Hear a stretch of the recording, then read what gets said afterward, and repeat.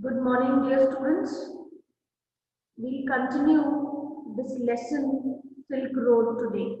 Yesterday we read the introduction as well as the beginning of the journey of the narrator and how he faced and whatever things he experienced on the way. Also, we discussed the little bit significance of Silk Road and right. So let me share the screen where we left. Yes. So we were on, you can even keep your books open. So we read about the animals that we found on the way.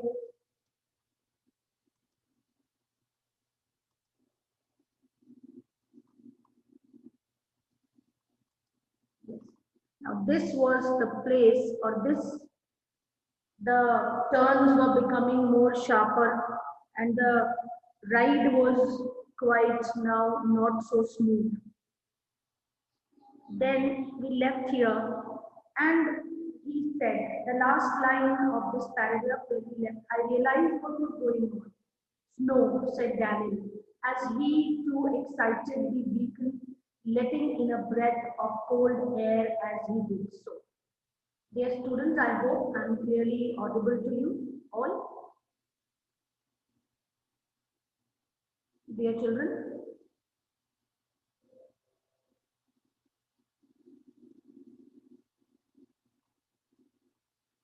yes.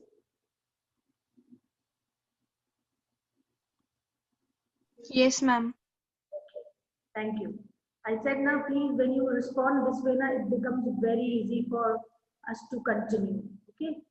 So let's move further. Now a swath of white stuff lay across the track in front of us, stretching for maybe 15 meters before it pettered out and the dirt trail reappeared. Before it pettered, you can write diminish, like, right? Please keep your pencil in your hand and you can, keep writing the words and the vocabulary words that you feel that you need to write. Okay, so now a swath of white stuff lay across. Now, what is this swath? S-W-A-T-H-E, a long strip of land lay in front of them. And how did it lay? It stretched. And like the dirt trail reappeared. Before that reappeared, the snow continued on either side. So a patch of land of the white stuff lay across the track in front of us, stretching for maybe 15 meters before it diminished out and the dirt trail reappeared. The snow continued on either side of us, smoothing the abrupt bank on the upslope side.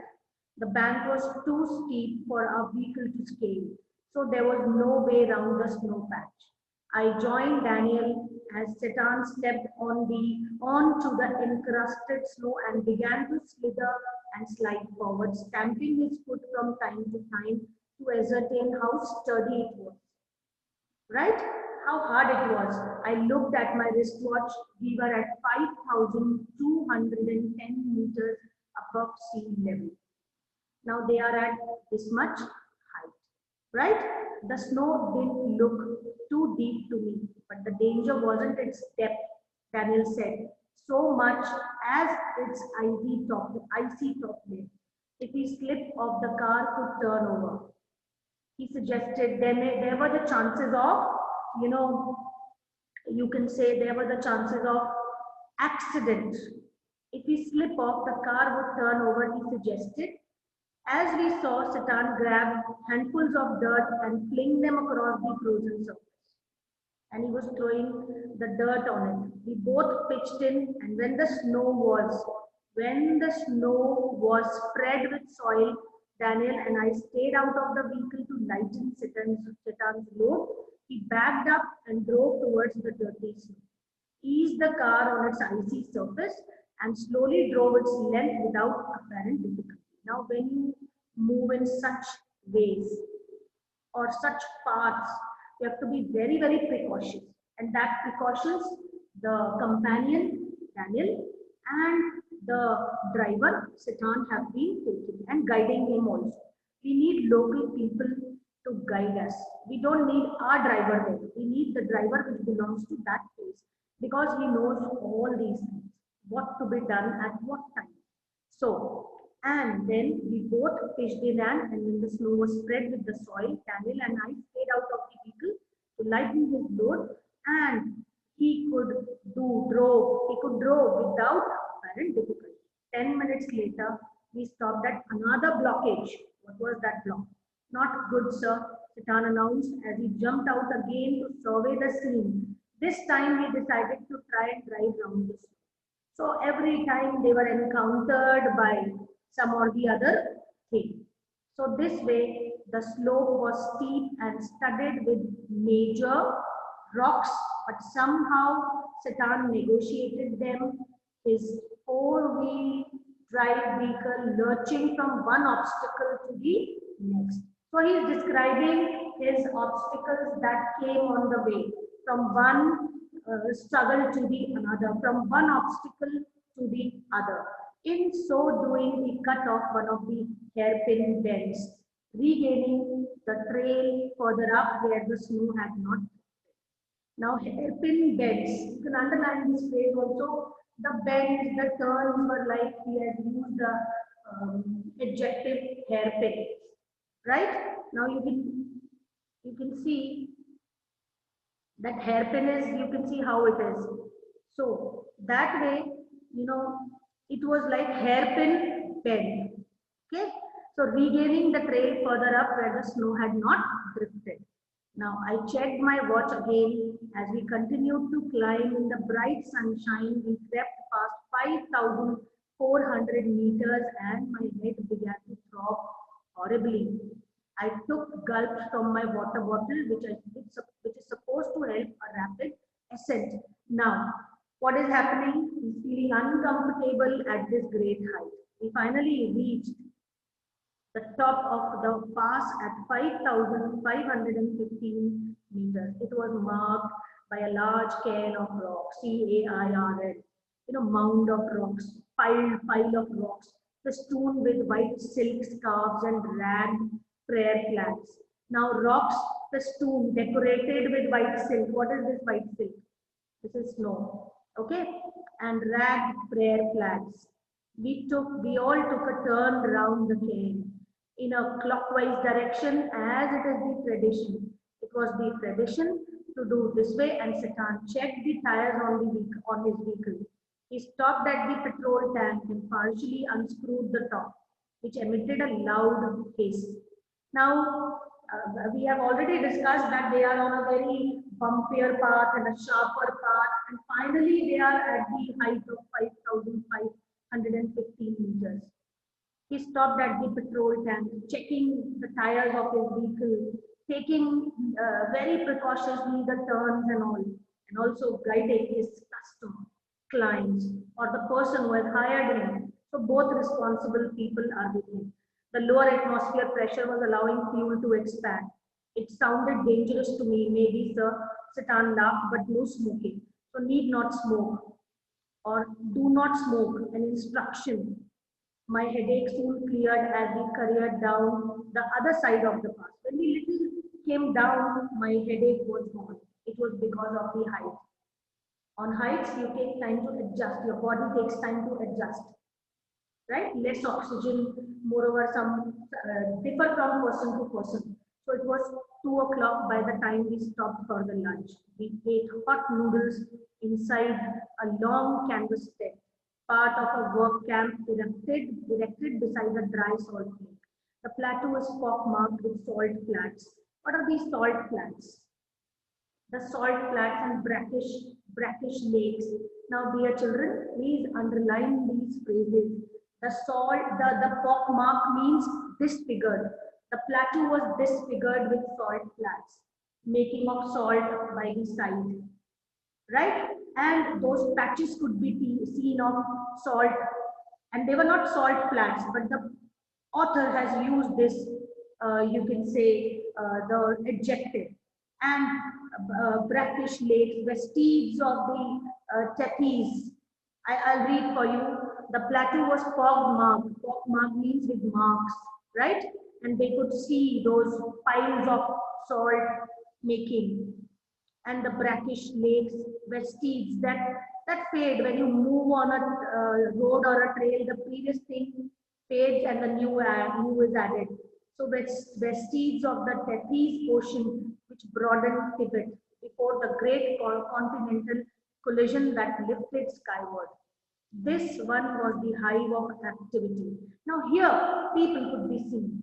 On the whole, when they were journeying, less activity could be seen. But where the salt was made, the activity could be seen. Men with pickaxes and shovels trudging back and forth in their long sheepskin coats. They are wearing their long coats and they have some equipments in their hand, right? Pickaxes and shovels, right?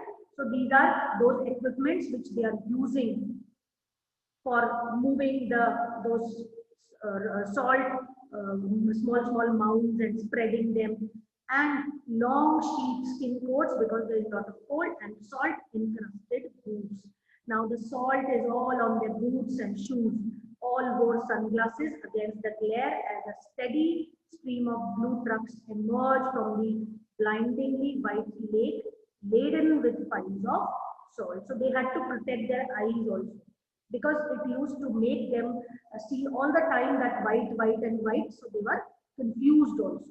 So they used to protect themselves from that glare also. When the sunshine used to fall on that glaring white piles of salt, right? So by late afternoon, so he also experienced people making this also, salt also, and busy in their activity after the animals, after the bumpier turns and all. So this way we move on to his journey. We are journeying along with him.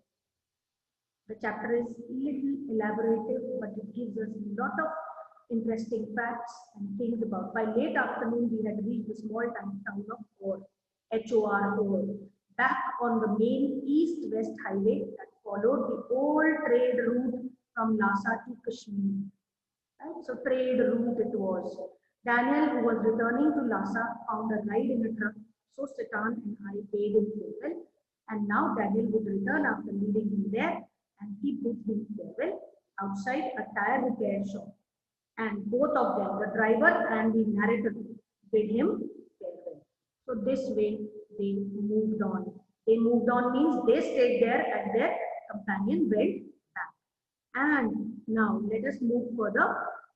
Okay, we had suffered 2 punctures in quick succession on the drive from down the salt lake, and Satan was eager to have them fixed since they left him with no spares. Now there was no sparing tire with him, so that he wanted them to do it fast so that there may be no further problem which may take place or which should take place disturbing their journey. Or was grim, miserable place. This town was a very miserable place. Very dull, deserted, no vegetation whatsoever, just dust and rocks, liberally scattered with years of accumulated refuse. Every place which is a place of tourists is accumulated with refuse that we throw there and come back, which was unfortunate given that the town sat on the shore of Lake Mansarovar, but full of refuse that people leave there. Tibet's most venerated stretch of water. Ancient Hindu and Buddhist cosmology pinpoints Mansarovar as the source of 4 great Indian rivers. Now, the beliefs of the people by Lake Mansarovar is very, very significant and important. And moreover, the Hindu and Buddhist cosmology, they believe that the Mansarovar as the source of 4 great Indian rivers, the Indus, the Ganges, the Sutlej and the Brahmaputra. Actually, only the Sutlej flows from the lake, but the headwaters of the others all rise nearby on the flanks of Mount Kailash. We were within striking distance of the great mountain, and I was eager to forge ahead. Now, dear students, please take your pencils in your hand and you mark down grim. What is grim? Miserable. Or was a grim place. Venerated stretch of water. Respected stretch of water. Mount Kailash. When you go there, you find Mansarovar. And that very respected, very regarded, that stretch of water which we call as Mansarovar. Right? So venerated. Forge ahead, to move, to put together, right? I was eager to move, right? To forge ahead. And flanks, there is a term nearby on the flanks of, so flanks you can underline, right? Sides. Okay? Yes. Fine. Now, let us move further. I hope you have understood this much. Now he's actually where he wanted to come, he's very nearby to that. But I had to wait. Satan told me to go and drink some tea in the ward's only cafe, which, like all the other buildings in the town, was constructed from badly painted concrete and had 3 broken windows. The good view of the lake through one of them helped to compensate for the drought. Now, dear students, I am stopping here the sharing part. And yes, have you understood this much, dear students? Keep your videos on, all the students. Yes.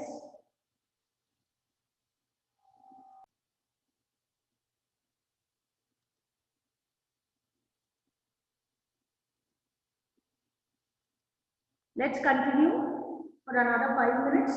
And now, you have understood that I'll conclude today's part.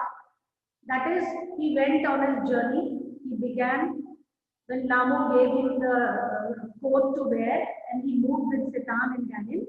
And he's continuously moving, and he's sharing his experience, what he saw on the way, what has been experienced by him on the way. And whatever he has experienced, he has put into words for the readers. And that picture that he has drawn, the portrait, the portrait of the place, you can say, the pen portrait of the place that he has drawn, a painting of words of this particular place that he has drawn, with his words, to provide the readers with the cherishing experience of going to Mansarovar, or journeying the path that leads you to Mansarovar. And he has also discussed this, how he reached there through this Silk Road, right?